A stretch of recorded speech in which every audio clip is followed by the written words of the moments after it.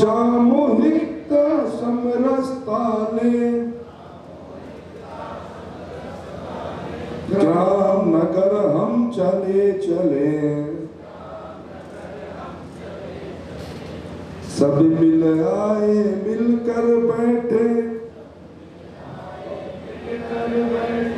स्वयं का भाव जगाना है स्वयं का भाव जगाना है कि दीप से जले दूसरा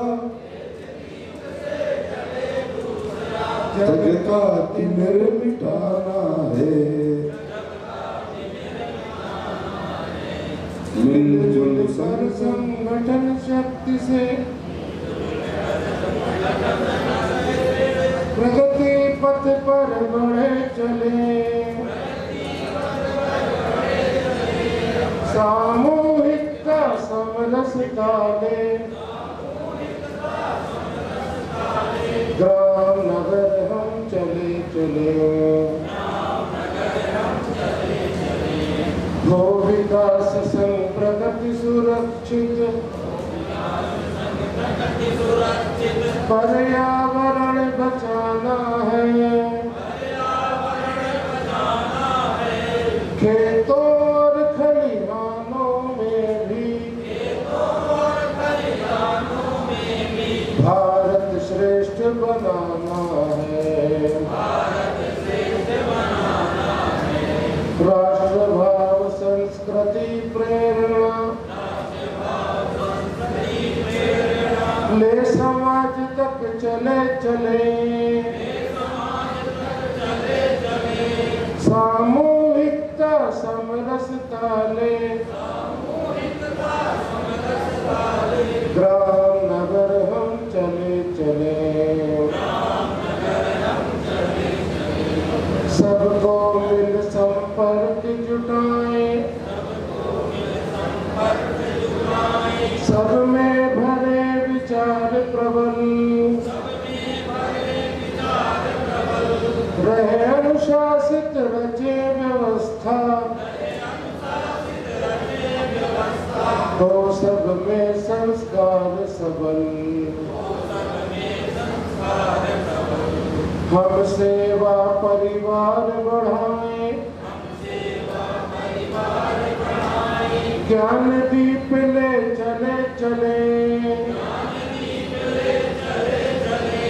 सामूहिकता समरसता ले ग्राम नगर हम चले चले समाधान का ले विचार अब बूथ बूथ तक जाना है जन जीवन खुशहाल करेंगे मंत्र यही दोहराना है इतिहासों से लिए सीख हम देह मार्ग पर बढ़े चले सामूहिकता समरसता ले ग्राम नगर हम चले चले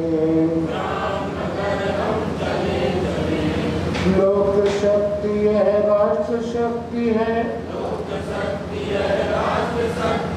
संकल्पित हो बढ़े चले सामूहिकता समरसता ले ग्राम नगर हम चले चले ग्राम नगर हम चले चले ग्राम नगर हम चले चले सुमित बादल जी भारतीय जनता पार्टी जिंदाबाद। सभी लोग ये बुक है, बुक के पीछे एक दूसरा गीत है, उसी को दोहराएंगे। हम सब साथ चलेंगे, हम सब साथ आगे आगे बढ़ते चलेंगे, आगे आगे बढ़ते चलेंगे। राष्ट्रीय भावना सदैव जागृत, प्रण में ये लेके चलेंगे, आओ हम सब साथ चलेंगे, आगे आगे बढ़ते चलेंगे,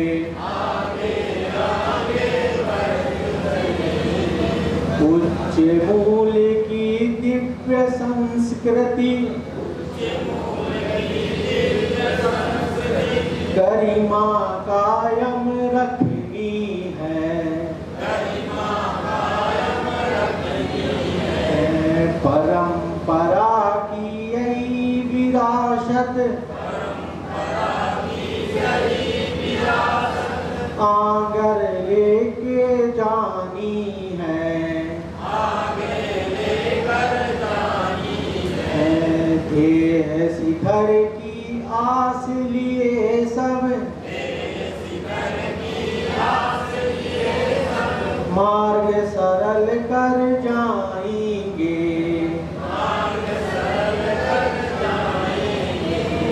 आओ हम सब साथ चलेंगे, आगे आगे बढ़ते चलेंगे, स्वतंत्रता का अमृत सिंचन, आसानी से नहीं हुआ है, जाने कितने घर वालों का नमो निशाना बाकी रहा है, त्याग ज्योत से ज्योत जलाएं, कर्तव्य पथ पर चलते रहेंगे, आओ हम सब साथ चलेंगे, आगे आगे बढ़ते चलेंगे, एक है सबकी विचारधारा, राष्ट्र सेवा में सर्व समर्पण, देह नहीं है अपना दूजा, देश कार्य में तन मन अर्पण, सुख दुख की इस धूप छाँव में, मिलजुल के हम साथ चलेंगे, आओ हम सब साथ चलेंगे, आगे आगे बढ़ते रहेंगे, आगे आगे बढ़ते रहेंगे। हमारे बीच में आदरणीय वीरेंद्र गोयल जी का आगमन हो चुका है और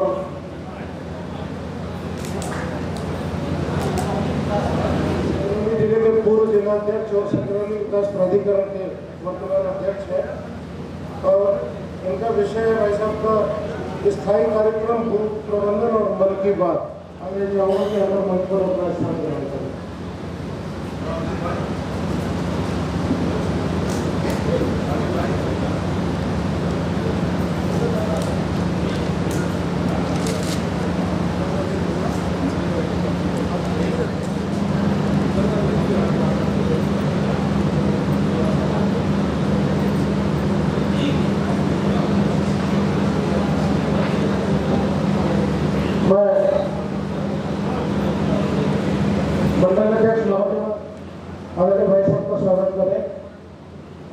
यादव जी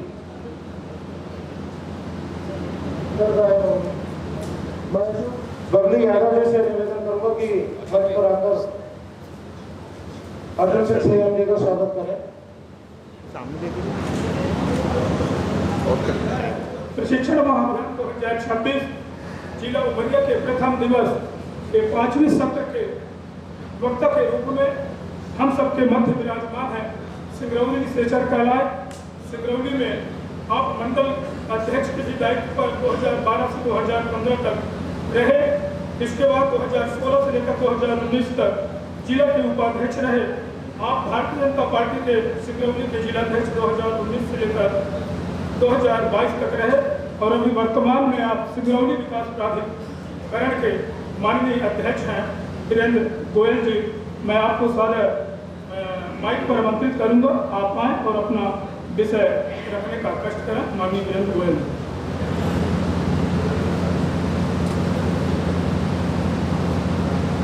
पंडित दीनदयाल उपाध्याय प्रशिक्षण महाअभियान के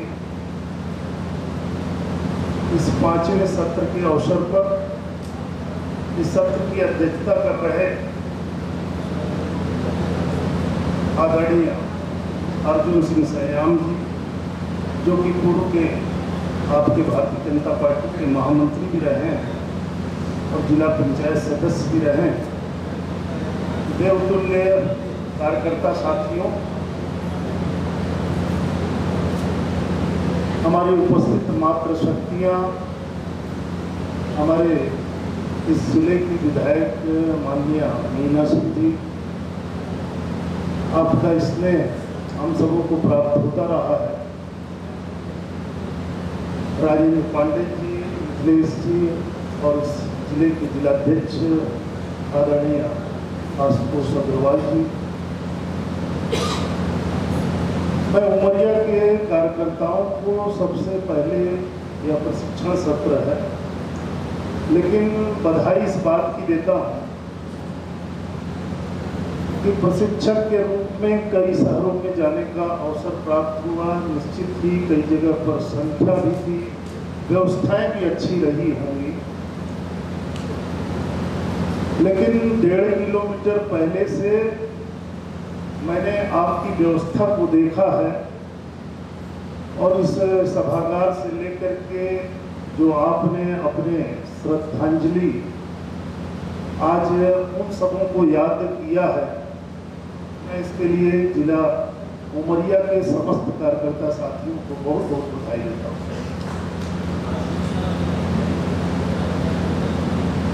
आज यह सत्र बूथ प्रबंधन, मन की बात और आईटी सेल से जुड़ा हुआ यह विषय है। मेरा ऐसा मानना है कि भारतीय जनता पार्टी का अगर वो कोई भी निष्ठावान कार्यकर्ता है तो आज दुनिया का सबसे बड़ा राजनीतिक दल अगर भारतीय जनता पार्टी को कहा जाता है। आज इस प्रशिक्षण में 11 सत्र के माध्यम से आप सब लोग प्रत्येक सत्रों का प्रशिक्षण लेंगे, लेकिन अगर सबसे मूल बात कहा जाए तो बूथ प्रबंधन है, जिसकी वजह से आज भारतीय जनता पार्टी दुनिया का सबसे बड़ा राजनीतिक दल कहा जाता है। हम इस प्रशिक्षण के माध्यम से अपने बूथ स्तर से लेकर के मंडल के पदाधिकारी हों या मंडल के स्तर के कार्यकर्ता हों या जिला स्तर के कार्यकर्ता हों, हम उन कार्यकर्ताओं का प्रशिक्षण के माध्यम से निर्माण करके हम संगठन का निर्माण करते हैं। उस संगठन के निर्माण से आज हम पूरे राष्ट्र के निर्माण की बात करते हैं। अगर किसी व्यक्ति से या चर्चात्मक सत्र मैं चाहूंगा कि चूंकि बहुत ही हमारे सब वरिष्ठ कार्यकर्ता हैं, पिछले पंक्तियों में बैठे हुए यह जरूर जानना चाहूँगा कि उमरिया के कितने लोग बूथ से भली भांति परिचित हैं। मैं अपने बूथ प्रबंधन पे बोलते हुए इसी सत्र में आप सबों से जवाब भी चाहूँगा। कॉर्डलेस माइक है ना? ठीक है, तो अपने हाथ में रखो। दूसरा बात विषय है और तीसरा है कि बूथ पर अनिवार्य रूप से कौन से कार्यक्रम हमको करने हैं। अगर बूथ समिति की संरचना की बात करें तो यह भारतीय जनता पार्टी के ही कार्यकर्ताओं को यह सौभाग्य प्राप्त हुआ है कि बूथ स्तर का अध्यक्ष हो, महामंत्री हो, DLA 2 हो, उसको किस नाम से जानते हैं हम, बताइए आप? त्रिदेव। अगर भारतीय जनता पार्टी ने इन 3 व्यक्ति को त्रिदेव की संज्ञा दिया है, मेरा ऐसा मानना है कि यह शायद भारतीय जनता पार्टी के जिलाध्यक्ष को भी ऐसे पंक्तियों से नवाजा नहीं गया है। तो बूथ समिति की संरचना में हमारे इन 3 लोगों की टोली बनने के बाद सबसे पहला काम क्या है कि हमारी बूथ की टोली गठित हुई कि नहीं। जो 11 सदस्यों की टोली की बात करते हैं, तो अब बात आती है कि अगर बूथ प्रबंधन की बात करें तो इसको अगर 3 भागों में विभक्त किया जाए कि बूथ प्रबंधन का सबसे पहला कार्य है सामाजिक कार्य, दूसरा विषय आता है संगठनात्मक कार्य कि हमको संगठनात्मक दृष्टिकोण से हमें क्या काम करना है, तीसरा विषय आता है जब हमारा 5 साल में चुनाव आता है तो चुनावी कार्य में हमारी क्या भूमिका होनी चाहिए। अगर सामाजिक कार्य की बात करें तो पहला विषय कोई बता सकता है क्या? आपके समझ से पहला कोई भी विषय हो सकता है। कोई एक व्यक्ति उठ करके अगर बताना चाहे कि सामाजिक कार्य में पार्टी ने हमसे क्या चाहा है,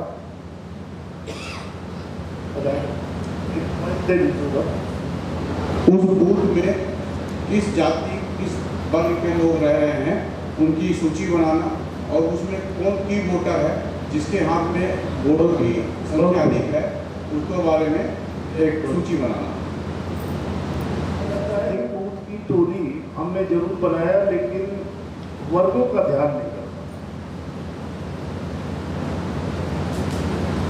भारतीय जनता पार्टी प्रत्येक कार्यकर्ता प्रत्येक जाति के व्यक्ति वर्ग के व्यक्ति को काम देना चाहते हैं। हम मंडल के पदाधिकारी बन गए, हम जिले के पदाधिकारी बन गए, हम इस बात से फ्री हो जाते हैं कि यह बूथ का व्यक्ति ही काम करेगा। अभी मैं संगठनात्मक कार्यों की बात करूंगा तो यह विषय पन्ना प्रमुख का भी आएगा। तो आप सबों को यह पता होना चाहिए कि अगर पन्ना प्रमुख हमारे प्रधानमंत्री देश के बन सकते हैं, देश के गृह मंत्री बन सकते हैं, तो मैं जिले का पदाधिकारी हूं या मंडल का पदाधिकारी या मंडल अध्यक्ष हूं या जिलाध्यक्ष हूं, तो हम सबों के पास में प्रत्येक व्यक्ति को इस बात की चिंता करनी होगी कि बूथ पर हमारी टोली किस तरह की गठित हुई है। दूसरा विषय आपने बोला कि जैसे की वोटर्स या सब लोग जानते हैं कि हम सब लोग की वोटर्स हुआ कोई धार्मिक संगठन हो, सामाजिक संगठन हो या वहाँ का कोई स्व सहायता समूह हो जो कि उस बूथ पर अपने बातों से लोगों को प्रभावित करता हो। ऐसा भी व्यक्ति हो सकता है कि कोई एक परिवार जिसका 30 से 40 सदस्यों का परिवार हो, उसको हम सब लोग की वोटर्स के रूप में जानते हैं। क्या हमारी बूथ की टोली उस की वोटर्स से सतत संपर्क कर रही है कि नहीं कर रही है? अगर सतत संपर्क होगा तो मैं समझता हूं कि जो हम सब लोग जब भी चुनाव विधानसभा का आए या लोकसभा का चुनाव आए, प्रत्याशी तो भारतीय जनता पार्टी का अंतिम समय में घोषित होता है। तो अगर यह हमारी तैयारी है कि वोटर्स, वह हो सकता है किसी अन्य दल का भी। अभी हम सब लोग इंदौर में प्रशिक्षित हो रहे थे तो माननीय अजय जामवाल जी ने एक बात बोली जो आप सबों से शेयर करना चाहता हूं कि भारतीय जनता पार्टी के प्रत्येक कार्यकर्ता को अपने मन में इस बात को उतारना होगा कि कल का दुश्मन आज हमारा मित्र हो सकता है, आज का मित्र कल हमारा समर्थक भी हो सकता है, और आज का समर्थक कल हमारे भारतीय जनता पार्टी का कार्यकर्ता भी हो सकता है, और वह भारतीय जनता पार्टी का कार्यकर्ता कल हमारे जिला स्तर या प्रदेश स्तर का पदाधिकारी भी हो सकता है। अगर भारतीय जनता पार्टी का शीर्ष नेतृत्व इस बात को चाहा है कि हम कांग्रेस मुक्त भारत करेंगे, तो यह भारतीय जनता पार्टी के प्रत्येक कार्यकर्ताओं के मन में यह विचार बैठ जाना चाहिए कि किसी भी अन्य दल का भी व्यक्ति है और हम अगर बूथ पर काम कर रहे हैं और प्रत्येक 2-3 दिन के अंतराल में उनको जाकर के मात्र जय श्री राम ही कह रहे हैं, तो निश्चित ही 5 वर्ष बीतते बीतते उसका मन भारतीय जनता पार्टी के अनुसार ढलता हुआ दिखाई देगा, जिसको कि हम सब लोग फ्लोटेबल वोट के रूप में जानते हैं। अब तीसरी बात आती है कि सामाजिक कार्य में, जैसा मैंने बताया कि स्व सहायता समूह, लाभार्थी प्रमुख हमारे यहाँ बनाए जाते हैं। वो लाभार्थी प्रमुख हमारे इतनी योजनाओं से वह लाभ ले रहा है, क्या हम सब लोग कार्यकर्ता के नाते उस लाभार्थी से संपर्क कर रहे हैं? अगर संपर्क कर रहे हैं तो अगर एक नवाचार के रूप में यह प्रयास किया जाए कि अगर कोई प्रधानमंत्री आवास योजना से लाभान्वित हुआ है, कोई आयुष्मान कार्ड योजना से लाभान्वित हुआ है, या अन्य तरह की विभिन्न तरह की योजनाएं जो कि अभी हमारे अन्य वक्ता लोग आपको सरकार की योजनाएं बताएंगे, तो एक छोटा सा वीडियो क्लिपिंग बना करके अगर हम उसको सोशल मीडिया के द्वारा प्रचारित करते हैं तो उस व्यक्ति को भी यह आभास होगा कि भारतीय जनता पार्टी के कार्यकर्ता मेरे पास आए और उनके द्वारा इस वीडियो को बना करके आज मेरा नाम इस पूरे सोशल मीडिया के माध्यम से प्रदेश में हो रहा है। यह सामाजिक कार्यों में इस तरह की अगर भूमिका हम बूथ स्तर पर करते चले गए तो मैं यह निश्चित दावे के साथ कह सकता हूँ कि आप सब लोग आज, जैसे मैं बोलने के लिए मजबूर हुआ कि उमरिया के कार्यकर्ताओं को बधाई देता हूँ, तो कल आने वाला कोई भी हमारा पदाधिकारी इस उमरिया जिले में प्रवेश करेगा और बूथ हमारा सशक्त दिखाई देगा या चाक चौबंद व्यवस्था जरा सा कमजोर भी होगी, तो आने वाला व्यक्ति यह बोलेगा कि भारतीय जनता पार्टी का उमरिया में जाकर के हम सबों को कार्यकर्ता देखने की आवश्यकता है। अब बात करें संगठनात्मक कार्यों की। सामाजिक कार्य में एक बात आता है मन की बात, क्योंकि अभी हम आगे उस विषय पर आप सबों को प्रकाश डालेंगे। जहां तक संगठनात्मक कार्यों की बात करें तो कोई व्यक्ति खड़ा होकर के बताए कि संगठनात्मक कार्य में बूथ पर हमको क्या करने की आवश्यकता है। कोई एक व्यक्ति बता दे। संगठन किस तरह की अपेक्षा रखता है आप भारतीय जनता पार्टी के जिम्मेदार कार्यकर्ता, यह हमको पता होना चाहिए कि बूथ समिति का भी गठन तो कर दिया,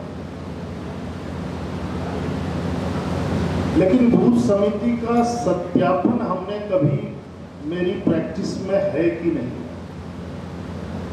अगर बूथ समिति का सत्यापन आप नहीं कर रहे हैं तो भारतीय जनता पार्टी के नेतृत्व को आप कहीं न कहीं धोखा दें। आपके द्वारा 11 सदस्यों की टोली बना दी गई, महिलाओं युवाओं को स्थान भी दे दिया गया, लेकिन अगर वह जमीन पर काम नहीं करता हुआ दिख रहा है तो मेरा ऐसा मानना है कि वह बूथ की टोली, हम सब लोग जैसे बूथ का डिजिटलाइजेशन, जब मैं सिंगरौली जिले का अध्यक्ष था तो पहली बार बूथ का डिजिटलाइजेशन शुरू हुआ था और मध्य प्रदेश में सिंगरौली जिला अव्वल में भी रहा, लेकिन पार्टी के अध्यक्ष होकर के मैं संतुष्ट नहीं था। उस वंश से भारतीय जनता पार्टी जिला सिंगरौली को पहला स्थान दिया, जरूर दिया, लेकिन मुझे ये मालूम था कि इसमें क्या क्या कमियां अभी रही हैं, जिसको हम दिन प्रतिदिन उसमें सुधार का हम सब लोग ने काम किया। तो बूथ समिति का सत्यापन यह हमारे एक निरंतर प्रैक्टिस में होना चाहिए कि हम सब लोग जो भी बूथ समिति बनाए हैं उस बूथ समिति का सत्यापन हम सबों को करना है। आवश्यकता पड़ने पे उस कार्यकर्ता का काम दूसरे कार्यकर्ता को देने की आवश्यकता है, लेकिन उस कार्यकर्ता को हटाने की आवश्यकता नहीं। वह भी शामिल रहे है, क्योंकि उसके मन में ऐसा न जाए कि भारतीय जनता पार्टी का मैं काम कर रहा था और यह बूथ अध्यक्ष मुझे यहाँ से हटा दिया। तो वह टोली हमारी 11 से बढ़कर के 21 भी हो सकती है, 21 भी हो सकती है। तो जितने हाथ हमारे पास होंगे उतनी भारतीय जनता पार्टी हमारी मजबूत होगी। अब दूसरा बिंदु कोई बता सकता है कि और क्या संगठन में कार्य अपेक्षा रखता है संगठन हमारा। आप सब लोग शायद संकोच कर रहे हैं या फिर डायरेक्ट कहीं मंडल के पदाधिकारी को नहीं बन गए। आज कार्यकर्ताओं को अगर कहा जाए कि 20 ठो कोई योजना बता दें, अभी वो सब्जेक्ट आएगा आपके पास, लेकिन 20 योजनाओं को बताते बताते 10-12 बताते बताते वो रुक जाए, शायद मैं भी रुक जाऊँ। प्रत्येक व्यक्ति, मैं समझता हूं कि हमारे भारतीय जनता पार्टी की किसी न किसी योजना से लाभान्वित हो रहा है। अब बात करें चुनावी कार्य, एक संगठनात्मक कार्य में मुख्य विषय जो है कि बूथ पर निवासरत कोई भी वरिष्ठ आदमी हो, वो हमारा मंडल का उपाध्यक्ष रहा हो, जिले का कोई पदाधिकारी रहा हो, जिला कार्य समिति सदस्य रहा हो, आज वह पूर्व के रूप में बैठा हुआ है, हमारा संपर्क है, क्योंकि वो व्यक्ति यह न कह पाए कि आज का वर्तमान संगठन हमें तो पूछता ही नहीं, हम उसका बूथ स्तर पर लाभ लें। जहां तक चुनावी कार्य की बात करें तो कोई एक व्यक्ति बताए कि चुनावी कार्य में हमारी क्या भूमिका होगी।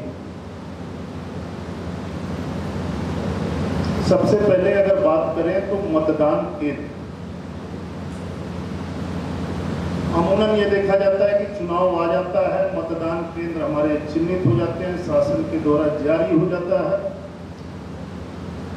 लेकिन हमारा बूथ स्तर का कार्यकर्ता हो या मंडल स्तर का कार्यकर्ता हो इस बात की चिंता नहीं करता कि मतदान केंद्र अगर यहाँ पर बांधवगढ़ में बनाया गया है तो उसमें कितने दूर के पोलिंग बूथों को जोड़ दिया गया है। अगर वो पोलिंग बूथ दूर का है तो निश्चित ही उसे वोट के समय में परेशानी आती है। और जब हमारा परसेंटेज कम होता है तो हम पहले दिन से यह बात कहना शुरू करते हैं कि मतदान केंद्र गलत स्थान पर बना दिया गया। तो यह मतदान केंद्र भी देखना इस बूथ प्रबंधन की एक मुख्य बात के रूप में आप सबों के समक्ष में आती है कि चुनाव आने वाला है तो हमारा मतदान केंद्र कहाँ पर है, मतदान केंद्र किस विद्यालय में है, हमको मतदान केंद्र की जानकारी होनी चाहिए। दूसरा विषय आता है कि हम सब लोग चुनाव के समय में एक सम्मेलन करते हैं। तो कौन सा सम्मेलन होता है? हितग्राही सम्मेलन तो होता ही है। एक हम सब लोग नव मतदाता सम्मेलन करते हैं। और क्यों करते हैं? इसलिए कि 18 वर्ष की आयु उस चुनाव तक आते आते वह युवा 18 वर्ष की आयु पूर्ण कर लेता है और वह जो युवा पीढ़ी है उसके भ्रमित होने का वह समय होता है। हमें तो राहुल गांधी की बहुत अच्छी बात लगी, मैं तो कांग्रेस में रहूंगा, लेकिन अगर भारतीय जनता पार्टी का कार्यकर्ता उसको सम्मान के साथ अपनी सारी बातें बताता है तो नव मतदाता सम्मेलन का हमें यह लाभ मिलता है कि हम सब लोग उस युवा टोली का सहयोग लेते हुए हम अपने चुनावी रणनीति में खड़े होते हैं। तीसरा एक मुख्य विषय आता है कि पहली बार भारतीय जनता पार्टी के नेतृत्व की सरकार ने एक सुविधा प्रदान किया है। वह सुविधा कोई बता सकता है?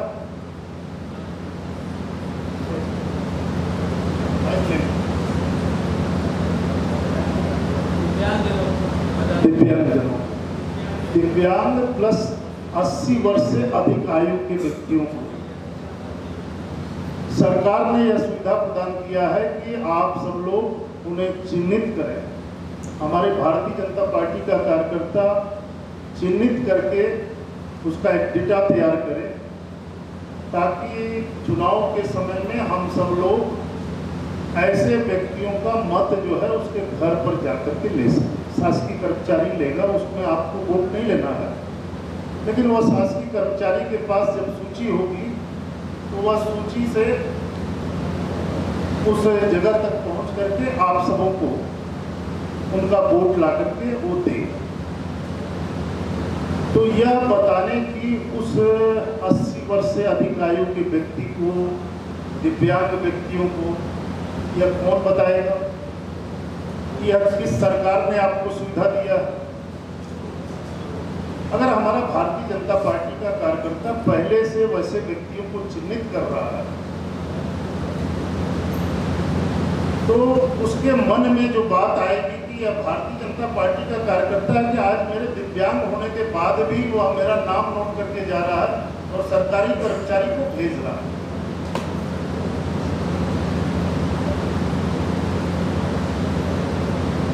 चौथी बात, एक सबसे बड़ी महत्वपूर्ण बात है, किसी समय में अपने बाल्यकाल अवस्था में जब जरा सा राजनीति समझने लगा तो हम सब लोग देखा करते थे कि गांव-गांव हम सब लोग जाते थे और बहुजन समाज पार्टी का एक हाथी बना हुआ, उसमें मात्र एक चीज लिख दिया जाता था कि बसपा को वोट दीजिए, मायावती बहन को वोट दीजिए। आज हम भारतीय जनता पार्टी के कार्यकर्ता क्या करते हैं? सोशल मीडिया खूब चलाना। सोशल मीडिया में बीरेंद्र भैया आए तो बीरेंद्र भैया के साथ फोटो चलेगी, मीना दीदी आ गई तो मीना दीदी के साथ फोटो चलेगी। लेकिन एक गांव के माहौल में जिसको कि हम अगर दीवार लेखन की बात करते हैं, अगर उस दीवार लेखन पर आज से प्रत्येक बूथ ईमानदारी से कम 5 जगह भी अगर दीवार लेखन लिख दे और केवल 2 शब्द अब की बार फिर मोदी सरकार, या भारतीय जनता पार्टी कमल का फूल बना दिया। तो हमारा पूरा शहर जो है एक वातावरण दिखाई देगा कि भारतीय जनता पार्टी का कार्यकर्ता जमीनी स्तर पे काम करता हुआ दिख रहा है। हम सोशल मीडिया भी चलाते हैं। मैं आज प्रशिक्षक के रूप में आप सबों के बीच में उपस्थित हूँ। ऐसा मत मानना कि मैं कमी नहीं, अपने मेरे अंदर कमी नहीं। हम अपनी फोटो को चलाते हैं। हम सरकार की योजनाओं को कितना उस सोशल मीडिया के माध्यम से चला रहे हैं, यह IT सेल का विषय है, अभी आगे हम बात करते हैं। तो आज इस बूथ प्रबंधन की मुख्य बात यह होगी, यह उमरिया का प्रशिक्षण मैं तभी सफल मानता हूँ कि इस प्रशिक्षण के बाद इस उमरिया के प्रत्येक बूथों पर कम से कम 5 जगह पर दीवार लेखन लिखा हुआ दिखाई दे, जिसमें कुछ नहीं लगना है। नील ले लें, एक कोई ब्रश ले लें, उससे लिख डालें, जो अच्छा राइटर हो वही लिख दे। इसमें कोई हम सबों को बेइज्जती नहीं है। कल जब भारतीय जनता पार्टी की सत्ता में सरकार नहीं थी तो यह दरी बिछाने का काम हमारा कार्यकर्ता ही करता था, झाड़ू लगाने का भी काम हमारा कार्यकर्ता करता था। हम सबों को वो दिन याद है कि हमारे यहाँ से रामचरित्र विधायक 5 बार हुआ करते थे, और 5 बार के विधायक जी होने के बाद भी चौथी बार मैं उस सेक्टर का संचालन कर रहा था, और वो जब आते थे तो हमसे उस सेक्टर से ही डीजल भरा करके चले जाते थे। उनसे बगैर पैसे के हम सब लोग चुनाव लड़ा करते। उस समय में भारतीय जनता पार्टी का कार्यकर्ता एक अलग जोश में चला करता था। तो आज तो हम सब सुविधाओं से परिपूर्ण है। आज हमारे अध्यक्ष जी ने इतने बड़े सुंदर कॉटेज में आप सबों की व्यवस्था की। तो आप सब लोग को यह बूथ प्रबंधन आज आत्मसात करके यहाँ से जाना है कि हम बूथ अगर मजबूत कर लिए तो हम जरूर चुनाव, आने वाले चुनाव में यहाँ की प्रत्येक विधानसभा हम सब लोग जीतते जैसे आते हैं वैसे जीतते जाएंगे। अब बात करें स्थायी कार्यक्रम। स्थायी कार्यक्रम में बूथ स्तर पर 6 कार्यक्रम प्रदेश नेतृत्व ने दिया। वह 6 कार्यक्रम में आप ही लोग बताएंगे। अगर यह नहीं बताएंगे तो मैं यह मानूंगा कि उमरिया के कार्यकर्ता इसका मतलब कुछ भी बूथ स्तर पर काम नहीं करता। पहला कार्यक्रम बताएं, कोई भी बताएं। नहीं, आगे से बूथ स्तर पर करना। दूसरा कार्यक्रम कोई महिला बहन भी बता सकती है।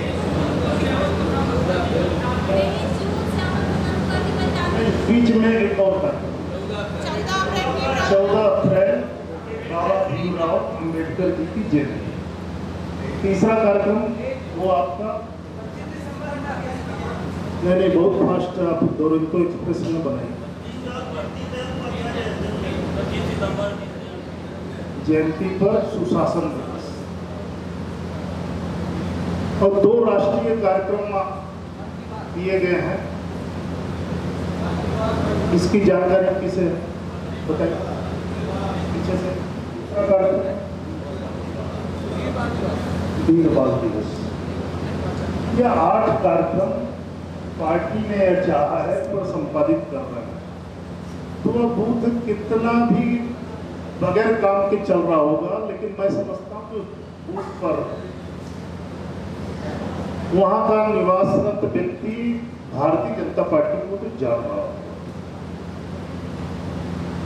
अब बात आती है मन की बात। मन की बात कब से प्रारंभ हुई, कोई व्यक्ति बता सकता है? 3 अक्टूबर 2014। बहुत बढ़िया। ऐसा है कि जब हमारे देश में माननीय मोदी जी के नेतृत्व में सरकार बनी, माननीय मोदी जी के मन में एक विचार आया कि हम भारतीय जनता पार्टी के कार्यकर्ताओं से किसी सभा में रूबरू हो जाएंगे, हम पूरे देश का विचरण करेंगे, जगह जगह पर सभाएं होंगी, जगह जगह पर हमें टिप्स मिलेंगी, लेकिन पिछले पंक्ति का ऐसा व्यक्ति जो कि अपने उस क्षेत्र में कुछ नवाचार कर रहा होगा, वह महिला बहन कोई ऐसा स्व सहायता समूह चला रही है जो कि प्रेरणादायक होगा, यह मन की बात हम सब लोग केवल कहते हैं कि आज प्रधानमंत्री मोदी जी के मन की बात है, लेकिन इस मन की बात में इस राष्ट्र का संदेश छुपा हुआ है। ऐसे युवा साथी जो कि अपने कुछ कार्यों से एक अच्छी सोच रखते हुए इस देश को आगे ले जाना चाहते हैं, वैसे लोगों को कौन उसकी पीठ थपथपाएगा? यह माननीय मोदी जी की सोच है कि आज हम सब लोग 133वां एपिसोड मेरे समझ से बीता है और 133वें एपिसोड के माध्यम से समय समय पर हम अपने माननीय मोदी जी की बात प्रत्येक महीने के अंतिम रविवार को श्रवण करते हैं। लेकिन क्या यह मन की बात केवल श्रवण तक सीमित आप लोगों ने कर दिया? यह तो पार्टी का निर्देश है। हम सब लोग को आज जो है यह काम करना है, तो हमको 30 मिनट उस कार्यक्रम के श्रवण के पश्चात 30 मिनट की यह भी चर्चा करने की आवश्यकता है कि आज माननीय मोदी जी ने यह कहा, अगर माननीय मोदी जी यह कह दिए होते तो बहुत अच्छा होता। तो ऐसे सब चीजों का समावेश लेकर के उस चर्चा की मिनट्स बना करके हम अपने अगर जिलाध्यक्ष को देते हैं और जिलाध्यक्ष उसको प्रदेश में भेजते हैं और प्रदेश के माध्यम से वह राष्ट्रीय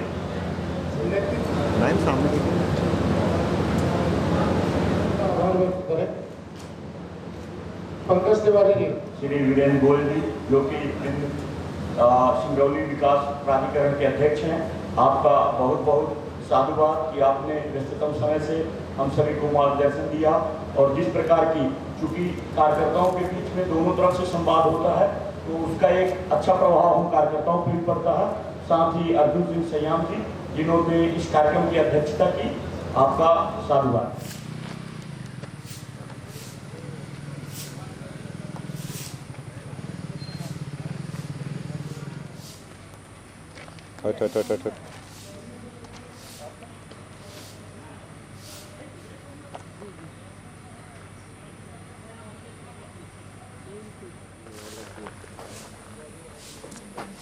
देना। हाँ, मैं तो पता चला स्विमिंग पूल के बगल में सोए का पड़े हम लोगों का।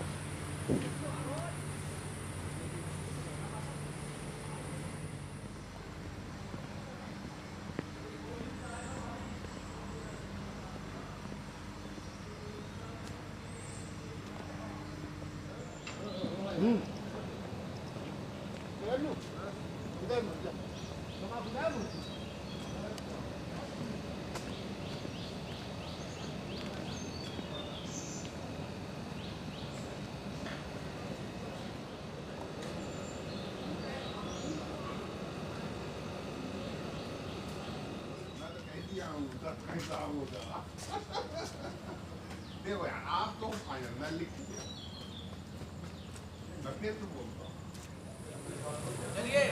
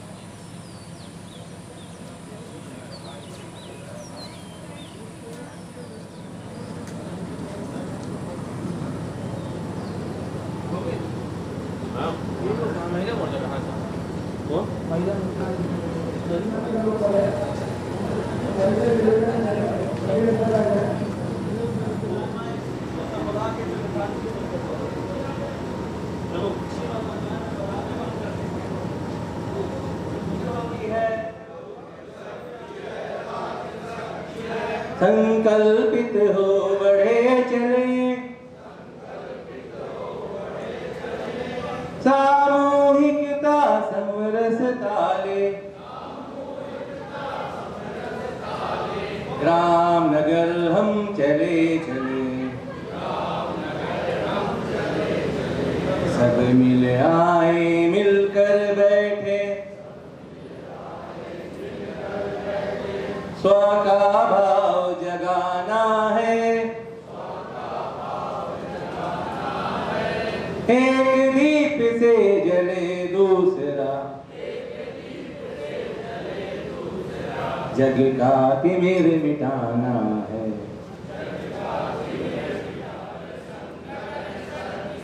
प्रगति पथ पर बढ़े चले, सामूहिकता समरस ताले, ग्राम नगर हम चले चले,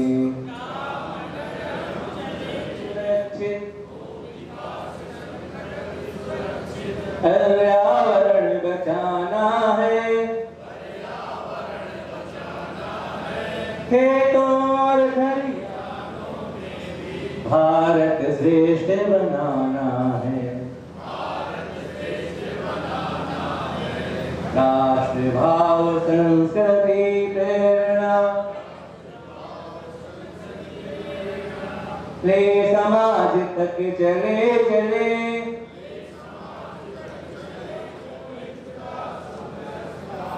ग्राम नगर हम चले चले, सबको मिल संपर्क जुटाए, सब में भरे विचार प्रबल, रहे अनुशासित रचे व्यवस्था, हो सब में संस्कार प्रबल,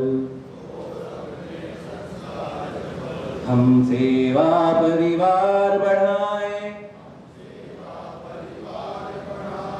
ज्ञान दीप ले चले चले, सामूहिकता समरस ताले, ग्राम नगर हम चले चले, समाधान काले विचार बूथ बूथ तक जाना है, जनजीवन खुशहाल करेंगे, मंत्र यही दोहराना है, इतिहासों से लिए सीख हम, ध्येय मार्ग पर बढ़े चले,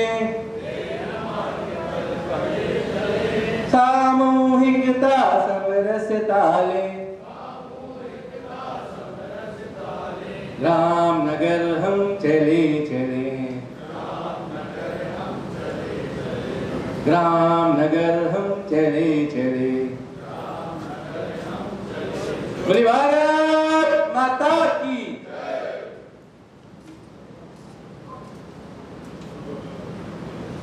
मैं वर्ग की 2 के लिए सुमित गौतम जी से चाहूंगा कि आकर वर्ग की 2 ले। सुमित जी,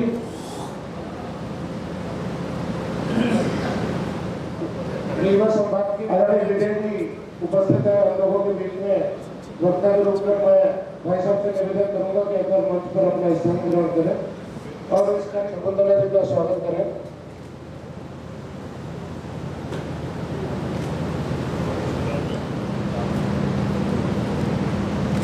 शकुंतला प्रधान जी से निवेदन करूंगा कि आकर भाई साहब का परिचय दें और संभागीय संगठन मंत्री, ग्वालियर चंबल संभाग प्रदेश प्रभारी प्रशिक्षक भाजपा मध्य प्रदेश, रीवा संभाग प्रभारी भाजपा मध्य प्रदेश। मैं भाई साहब से आग्रह करूंगी कि आप अपनी बात रखने का कष्ट करें।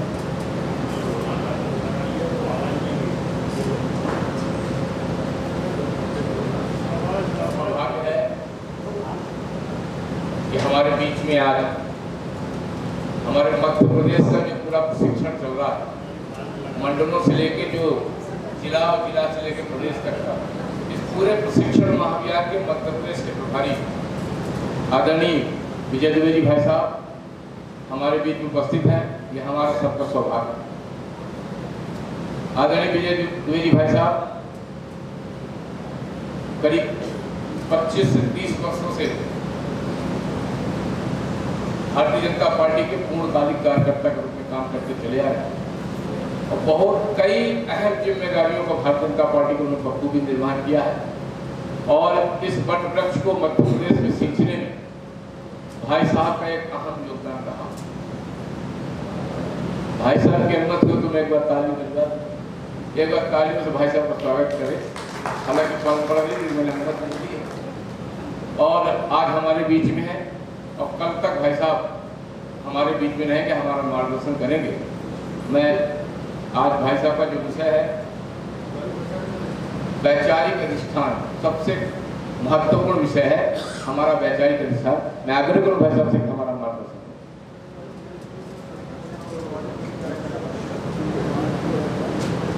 भारतीय जनता पार्टी जिला उमरिया के जिला प्रशिक्षण वर्ग में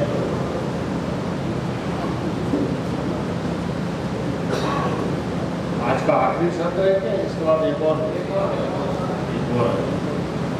मतलब अभी एक सत्र में और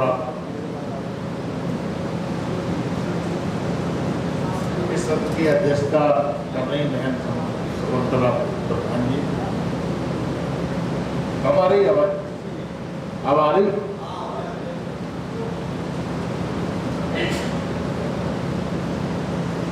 और उपस्थित सभी कार्यकर्ता भाई और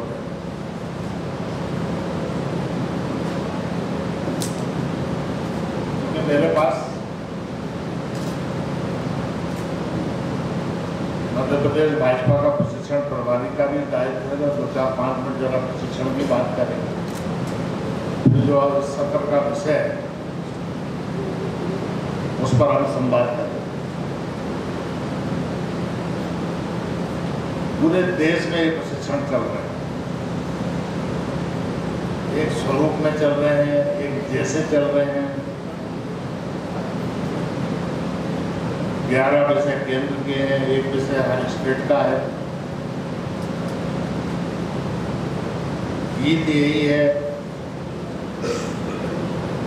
पीछे का जो बैकड्रॉप देख रहे हैं, अन्य चीजें देख रहे हैं, ये भी स्वरूप सब एक जैसे ही है। इतना अंतर है कि अगर आप आंध्रा में जाएंगे तो भाषा का अंतर है कि वो सब चीजें तेलुगु में है या हिंदी में। पुस्तक मिली होगी, पुस्तक मिली कि नहीं मिली प्रशिक्षण में? अपने हिंदी में, पुस्तक उनकी तेलुगु में। मंडल प्रशिक्षण वर्गों से पूरी प्रशिक्षण की एक श्रृंखला प्रारंभ हो और ये इस पूरे वर्ष चलना है। मध्य प्रदेश में 1313 मंडलों में 2 दिवसीय प्रशिक्षण जो केंद्र की समय सीमा थी, उस समय सीमा में मध्य प्रदेश के समस्त कार्यकर्ताओं ने वो प्रशिक्षण वर्ग मंडलों के संपन्न करा। एक भी मंडल नहीं छूटा। मंडलों के प्रशिक्षण वर्ग में 1,81,612 अपेक्षित कार्यकर्ता थे। उसमें से 1,46,310 कार्यकर्ता उपस्थित थे, लगभग 81%। और 1313 में से 715 मंडल ऐसे थे जिन्होंने ये जो मोबाइल पार्किंग है ये व्यवस्था की। मालवा क्षेत्र ये तो लगभग कोई 2-4-8 मंडल ऐसे रहे होंगे जिन्होंने मोबाइल पार्किंग की व्यवस्था की।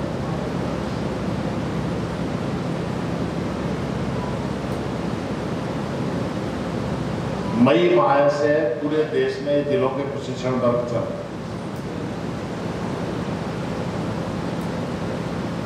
आज आपका ये प्रशिक्षण वर्ग प्रारंभ हुआ है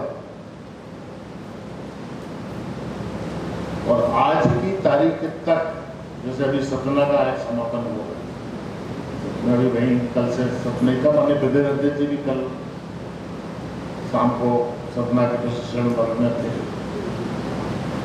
तो 62 में से 52 जिले के प्रशिक्षण वर्ग आज संपन्न हो गए।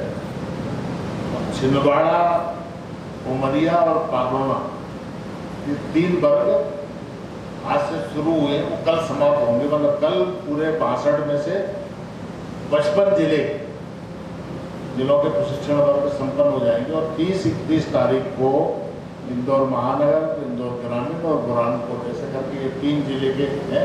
उससे पहले सभी पूरे 62 के 62 जिलों के प्रशिक्षण वर्ग मई माह में जो केंद्र की समय सीमा है उसमें संपन्न हो जाएगा। अद्भुत लोगों ने ये प्रशिक्षण वर्ग करे, व्यवस्था की दृष्टि से, अनुशासन की दृष्टि से, नवाचार की दृष्टि से।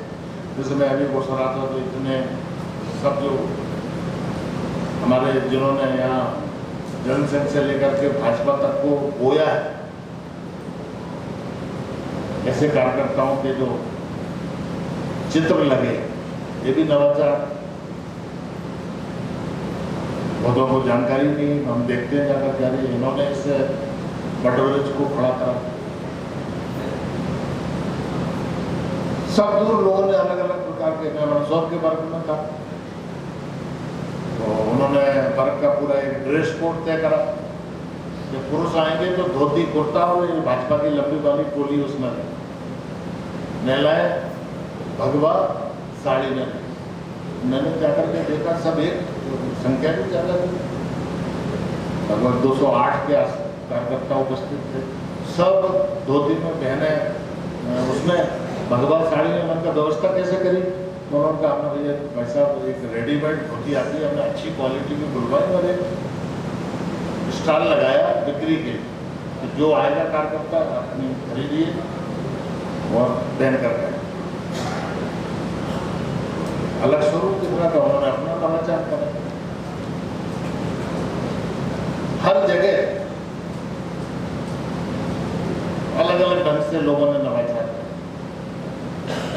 अभी हम लोग माननीय अजय जामवाल जी भाई साहब और मैं वीरेंद्र जी बैठे हैं सिंगरौली से, यहाँ पे हम सिंगरौली के वर्ग में थे। तो वहाँ की बहनों ने, हमारी जयसवाल बहन है प्रदेश मंत्री है महिला मोर्चे की, तो उन्होंने जो अभी मोदी जी ने आह्वान नहीं करा सेफ पेट्रोल, सेफ गोल्ड, इनके जो पूरे इनकी एक रंगोली, काफी बड़ी रंगोली वो सब दिखाते हुए कि गोल्ड पेट्रोल तो पेट्रोल डलते हुए ऐसे करके, और मैंने कहा बनाई, मैंने किसी को हायर करा कि नहीं, हम बहनों ने बनाई और भाई 5 घंटे लगे, कार्यकर्ता बहनों ने बनाई। और हम रात में 12-1 बज गए हमको, और हमको सुबह वर्ग में भी आना, वर्ग में भी रहना, ऐसे सब नवाचार करें। ग्वालियर महानगर का वर्ग था तो बाकी ऊर्जा मंत्री प्रद्युम्न सिंह तोमर जी, दूसरे मिनिस्टर नारायण सिंह कुशवाहा जी, सांसद, एक नहीं सब वर्ग में सोए, एक भी बाहर नहीं गया। वहाँ तो ऐसी आपकी तो व्यवस्था बहुत अच्छी, तो ग्वालियर की गर्मी,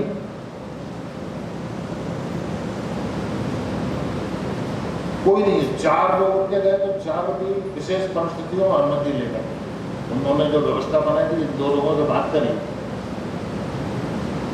और अनुमति लीजिए। उनकी परिस्थितियां कुछ ऐसी थी कि उनको बाकायदा अनुमति दी।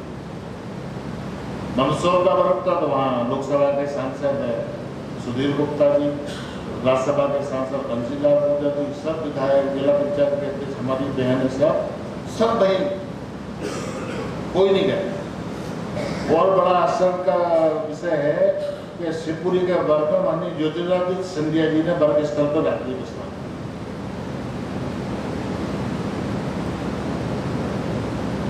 वो तो कल आए और महल के आदमी ग्वालियर तो है ही महल उनका, शिवपुरी भी क्योंकि उन्हीं की रियासत रही है पूरी, यहाँ सुदूर उज्जैन तक। तो वहाँ भी उनका एक कोठी कह लो जिसको महल ही है, जहाँ वो रुकते हैं जाकर। पूरा खान सभा साथ चलता है, पूरा तो गाड़ियाँ जो भोजन बनाते हैं और कहाँ व्यतीत करिए रात्रि, जहाँ बर्फ लगा रात में वहाँ सो। अभी सिंगरौली में वीरेंद्र जी बैठे, अजय जयमाल जी, वैसा को हमने सूर्या के उसमें ठहरा दिया। उन्होंने खबर हम लोग इधर, बाकी लोग कहाँ हो सब, हम तो वहीं ठहरे हैं जब बर्फ है। तो फिर मैं यहाँ सूर्या क्या करूँगा, मेरा सामान उठा और सामान पैक कराया और वहाँ आ गया। फिर हमने एक कमरा खुलवाया, मैं कहा इनकी यहाँ व्यवस्था करो। सूर्या का सूट छोड़ दिया और वो अपने बर्ग।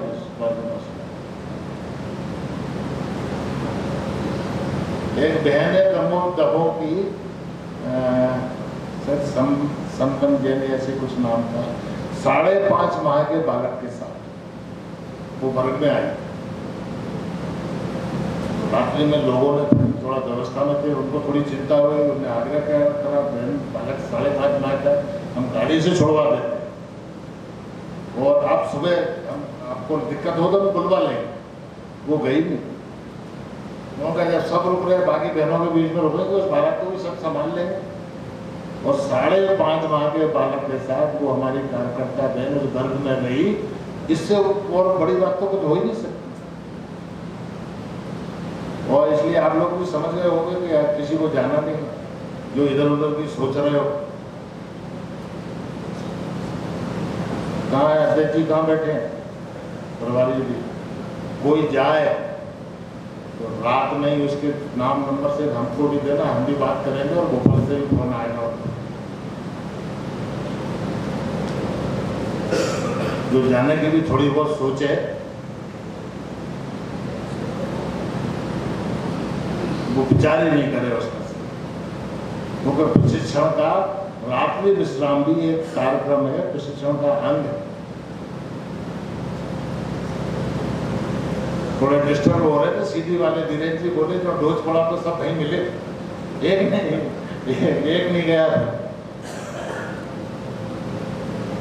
तो मुझे लग रहा हम में से भी कोई, और ये तो इतना खूबसूरत सुंदर सुंदर